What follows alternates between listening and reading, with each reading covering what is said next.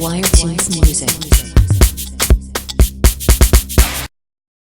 What's up, guys? Welcome to yet another episode of the Average Dude podcast.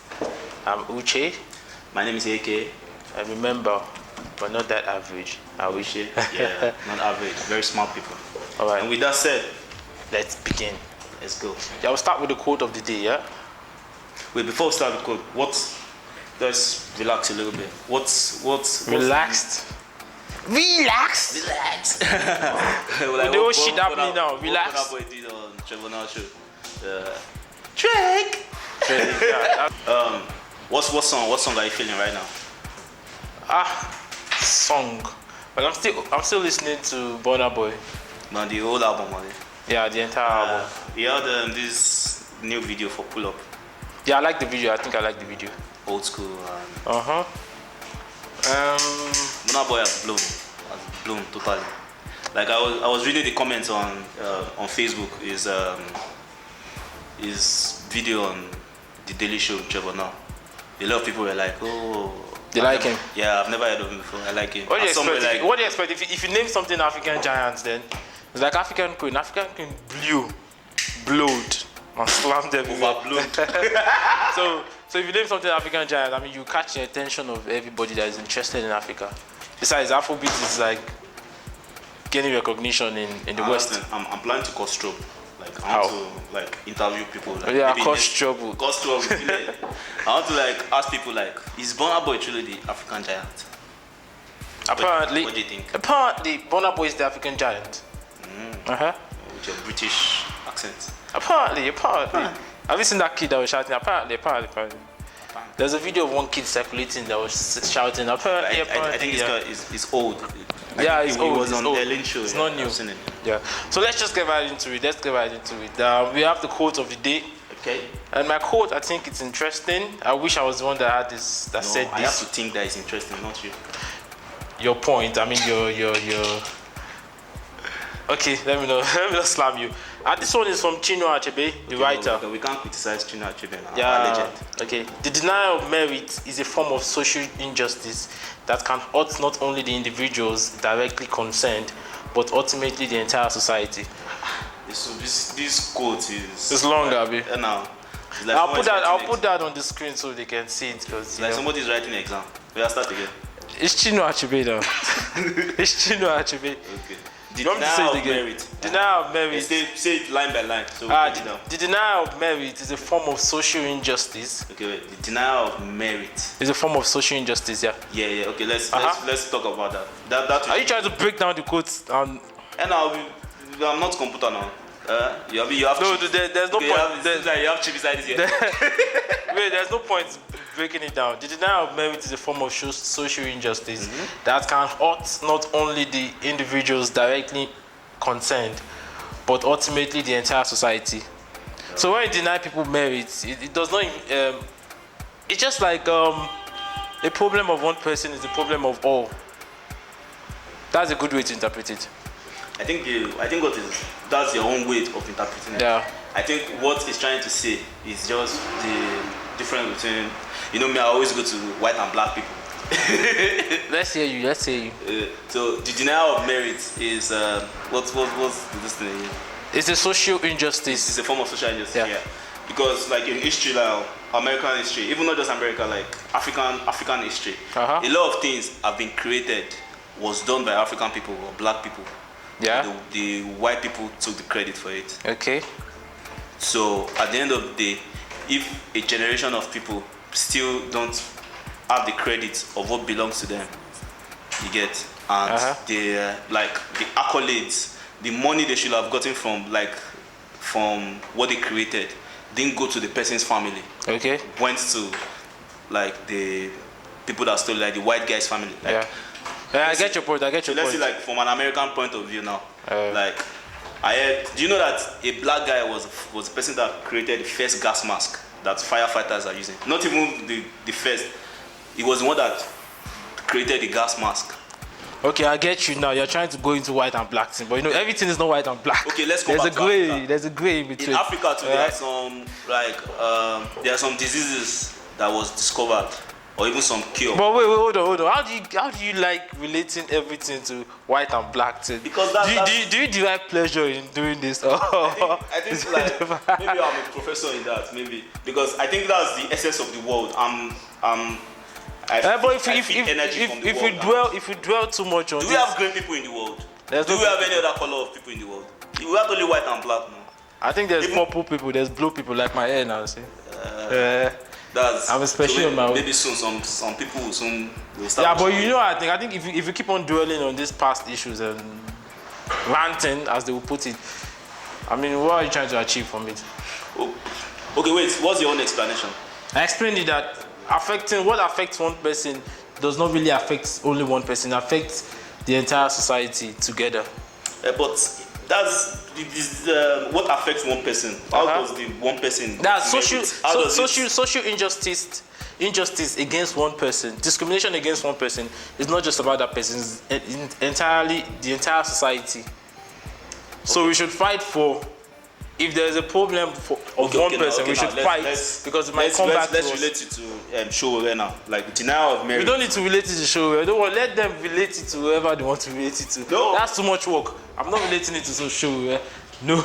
Okay, you just want to say your opinion. Let's just put it out there. Let people say their opinion. Let people Okay. think. I mean, we can't think for you, can we? That's my own opinion because I just feel merit is someone that did something that deserves accolade. You are seeing it like maybe if something happened to someone to affect yes, the rest of other if we don't take care of it, it will affect every other person. That's another angle. But me, I see it like merit. If it's merit, that means somebody deserves something. He did something and deserves something. Yes, that's what merit means.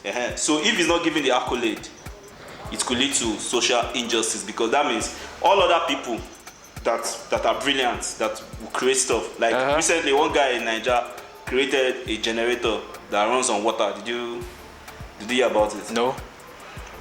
You see? Yeah. Okay, I think I've seen it. People merit. No, am I the government? What do you mean?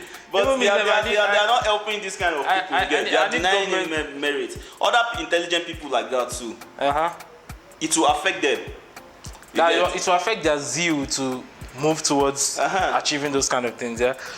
True. And what do we know, Nigerians? So just fly out of the country. I mean, they will come and steal their brain all this time. Yeah. So African proverb. Let's move. Peace does not make a good ruler. That's from Botswana.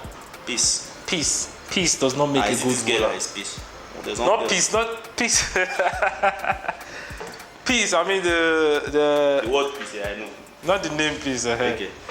Does not make a good ruler.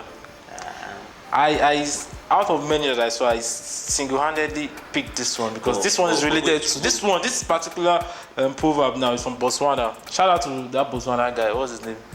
Gupta. Gupta is an Indian name or Indian. Okay, there might be some. Are there Indians in Botswana? I don't know. Indians are everywhere. They are in space. So I like this one because this one is related to something I'll talk about later. So peace is what? Peace does not make a good leader. Yeah. Peace does not make a good leader. We'll talk about that one later. If you are peaceful, you won't. A peaceful leader is not the best of leaders now. So you have to always fight for. Okay, that's no, why America you don't. Is great. Don't worry. There's something. We'll talk about it. But really, all the girls that I know that their name is Peace, they've not been good leaders. In the old Nigeria patriarchy, is there any female leader? We've had women in Senate, women that contested for governorship. Maybe they. You see, that's the glass ceiling. The glass ceiling stops them in the Senate. They can't proceed to like the president of the Senate, the vice president of the Senate. Why is there a law stopping them? There's a glass ceiling there. It's not. There's something stopping them. There's no law stopping them, though, but there's an idea stopping them. And that's the majority of men. No, it's everywhere. Girls, are you listening to him? It's nature. It's everywhere. Maybe in Nigeria, maybe like some people are not maybe brave. A lot of people have the idea of women maybe have to take care of family. But we're also seeing women in politics in Nigeria too. It's not easy. And that's what they're complaining about, the glass ceiling. The glass ceiling means that there's this particular point that women will stop and they can't go above that point. That's the glass ceiling They can't be president. They can't be top managers. Those kind of things. It's not. No. It's not that. There are a lot. So there are a lot of female managers. Glass ceiling is not in Nigeria. Is that what you're saying? I'm not saying it's not in Nigeria. No, I'm talking about politics now. I'm not talking about private enterprises. So. Okay, in politics, the thing is, politics everywhere, like in the world, or a lot of places in the world, like men are fighting like dirty games, even in America. But even now, there are a lot of women in United States Senate. Oh no, wait. Okay, just answer this question now. Is there glass ceiling effect in Nigeria or not? I don't understand that glass. My own point is, so far there is no law. There is no law. There's no Jim Crow law. It is maybe culture and religion that is affecting women in Nigeria.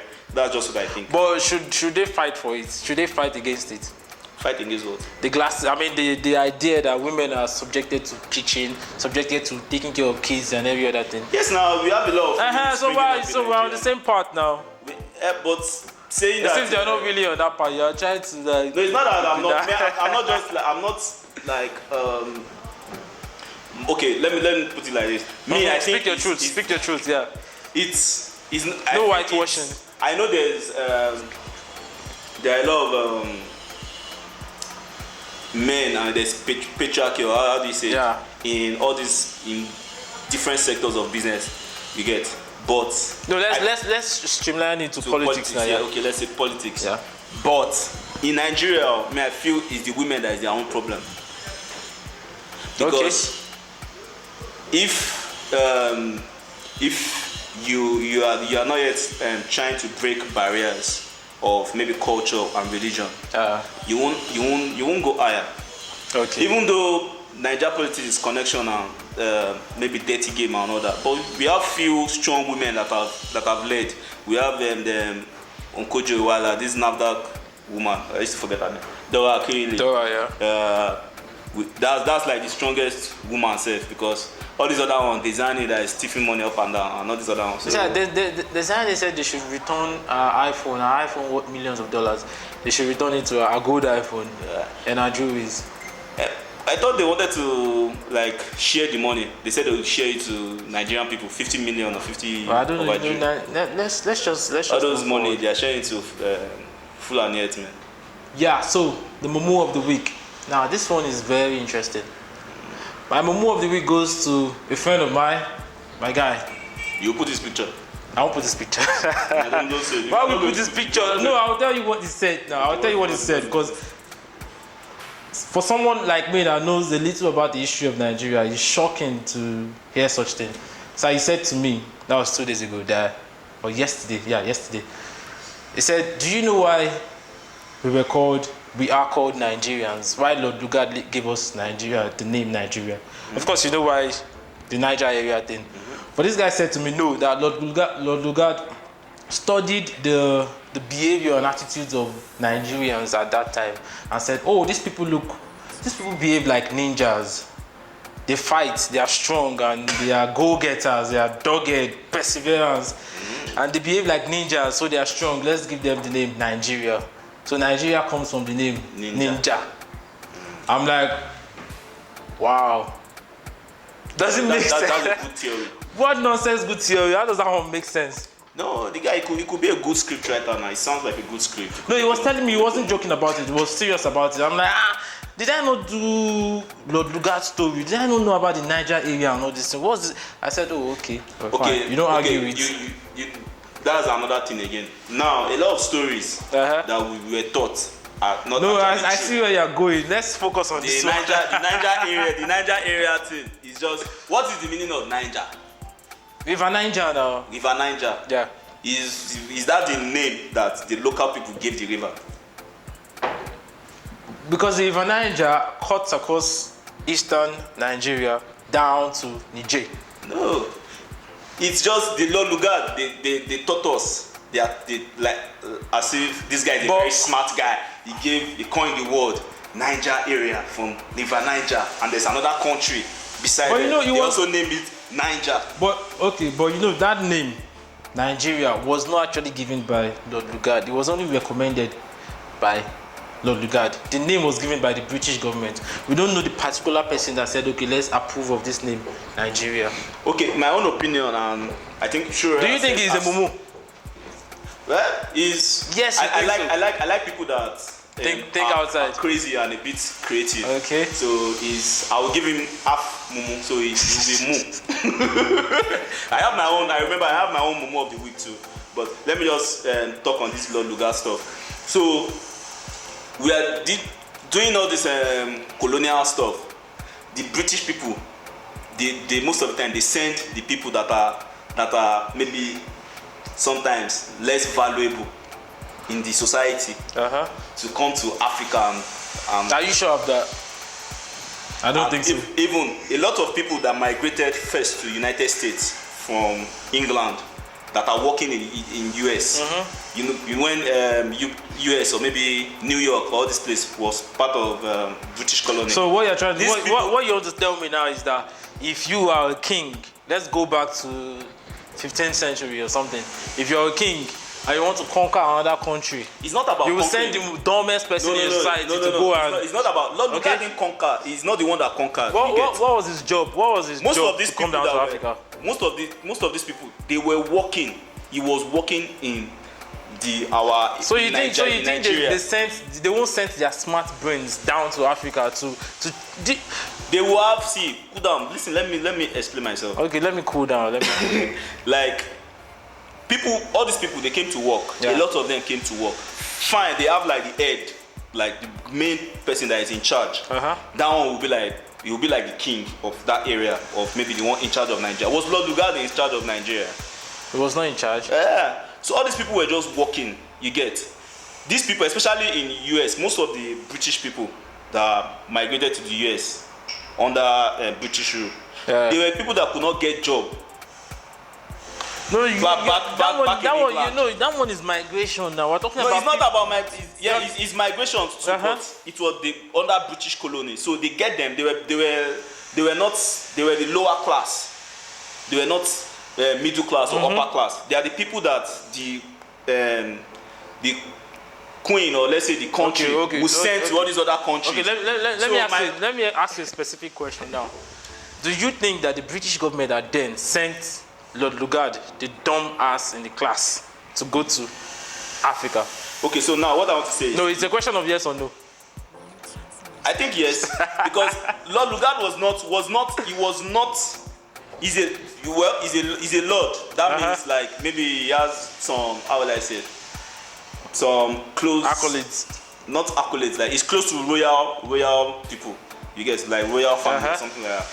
But he was not like the main leader of. But the main leader, even today and back then, the main leaders are not people that are smart now. Main leaders are any main leader.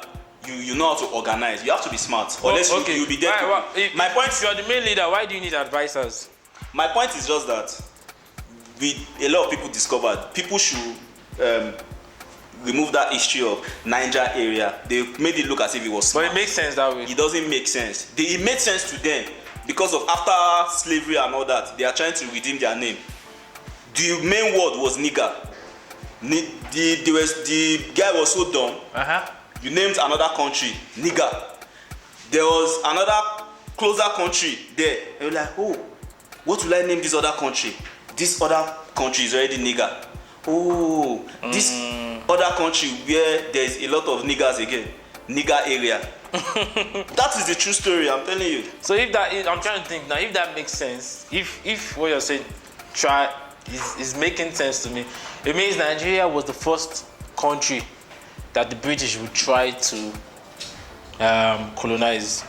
Because you can't tell me you can't tell me Lord Lugard had no idea that there were other black nations and they couldn't have called those ones niggers. So wait, what I want to say now is this. The whole African continent, there was a meeting in Belgium. All the European powers, I think Belgium, Germany, France, England, and they decided, they had a meeting, and they shared the whole African continent within themselves. You get? So one of the British people really, they were not like the first set of we say colonials or slave masters the in Africa. The first to reach Nigeria was the Portuguese. Then later the French people, they came with heavy, like, high mass, because Portuguese and the British, they were also in other areas of the world, like South America and Asia. You get? Yeah. So even if you look at it, in a way, in the whole Africa, there are more French colonials, or how would I say? Past colonies. Yeah. No, well, don't let us go there. Like, French past colonies more than English. Do you know? Yeah. So okay. If the French people already named Niger, as you call it Niger now, we don't call it. They already named it nigger. So how smart or how dumb was Lord Lugard to just come like, oh, they just shared after the Belgium meeting, they shared Nigeria to England, and they just came. What will I name this place? What do the French people name this place? Okay, this place is nigger, yeah? Okay, they'll call this place nigger area. There are a lot of niggers here. Maybe because of the bigger landscape. Niger is bigger than Nigeria now. Okay, let's move on. So it's not that's a true story, and Lord Lugard is not so smart, but they always, just like your quote that something merits about Chinua Achebe. Yeah. Those are the things that he's talking about. You get? They teach us and let us believe that these people are smart and all that.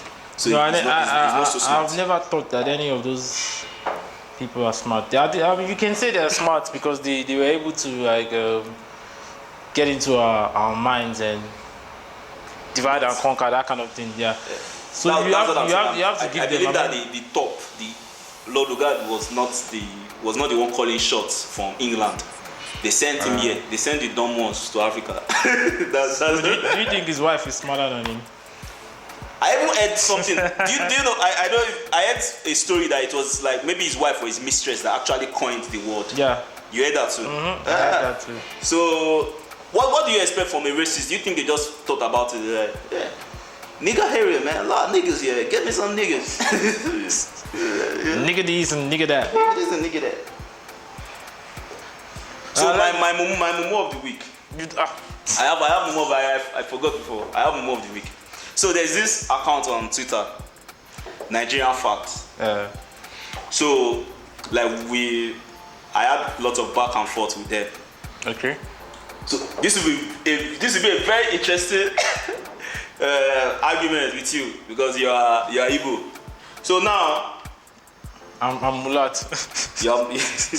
So now there was this Nigerian Facts account tweeted and said, "Do you know that in 1958, when the Queen of England came to visit Nigeria, that the British people or government at that time borrowed a Rolls Royce from Ojukwu, I think his father, not the military guy, because he was very rich and he had a lot of exotic cars to welcome the Queen, like for the Queen to ride in." Okay.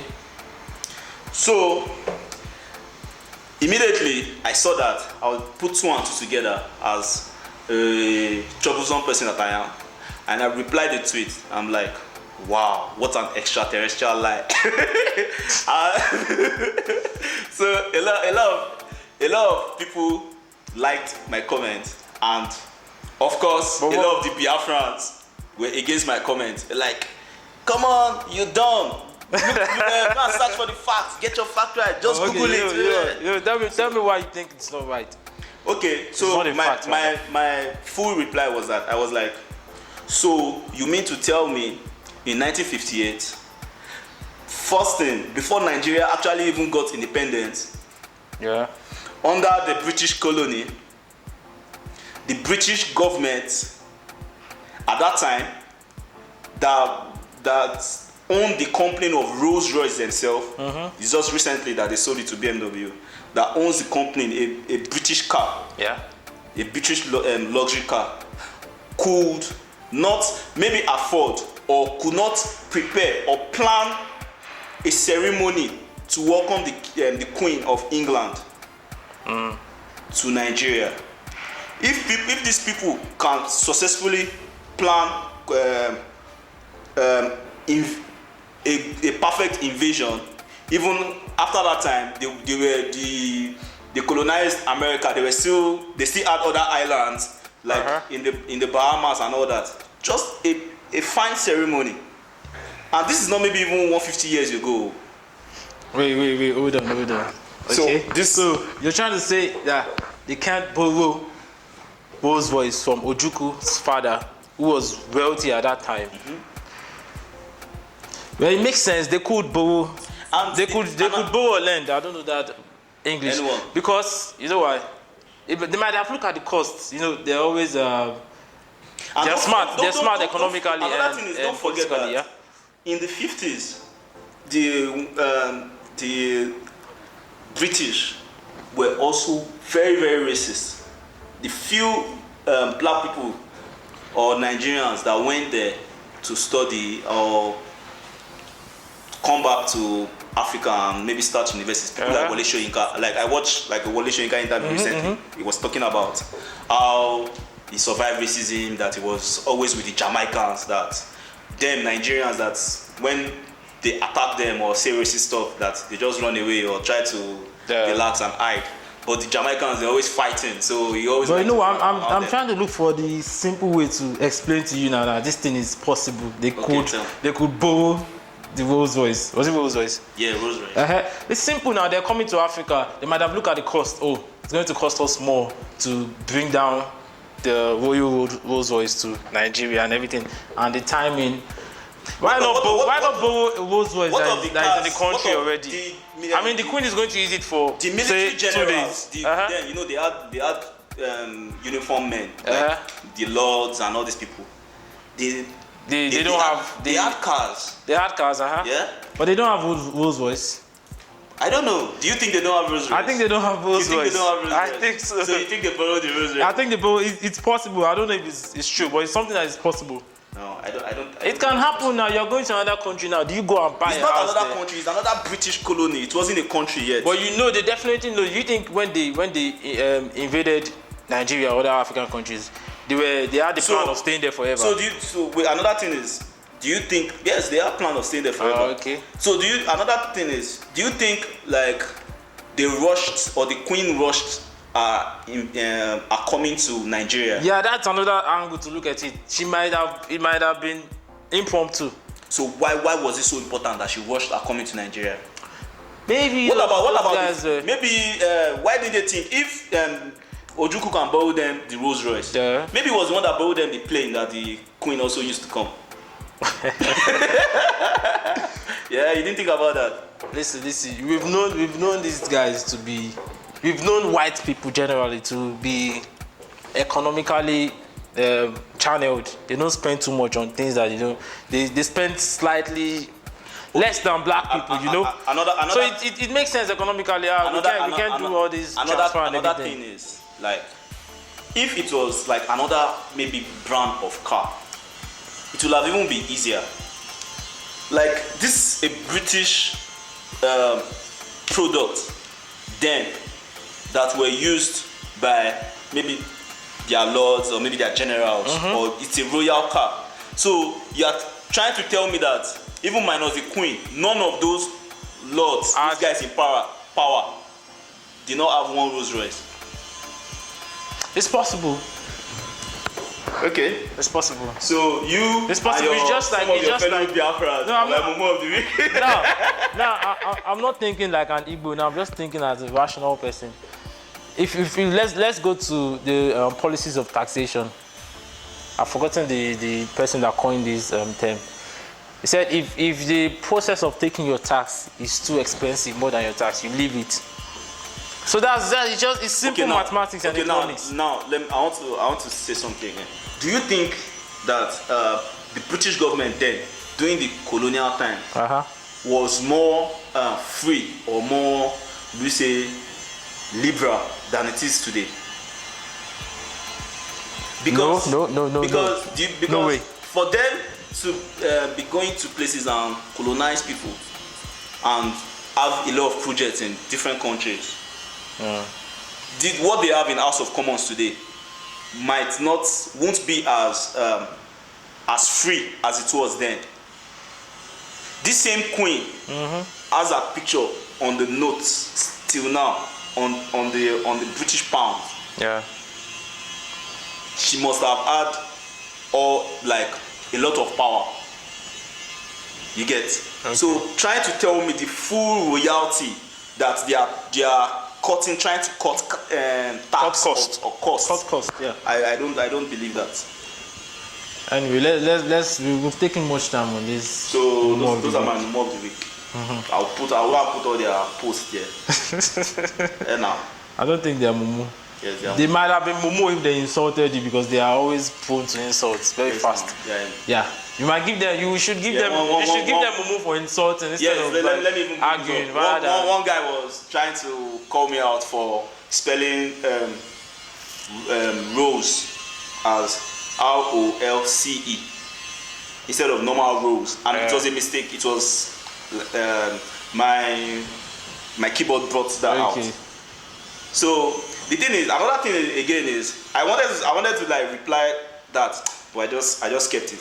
Like, you know, a lot in Nigeria, a lot of people are, how will I say, they are quick to judge or laugh at people maybe with accent, or you make mistakes.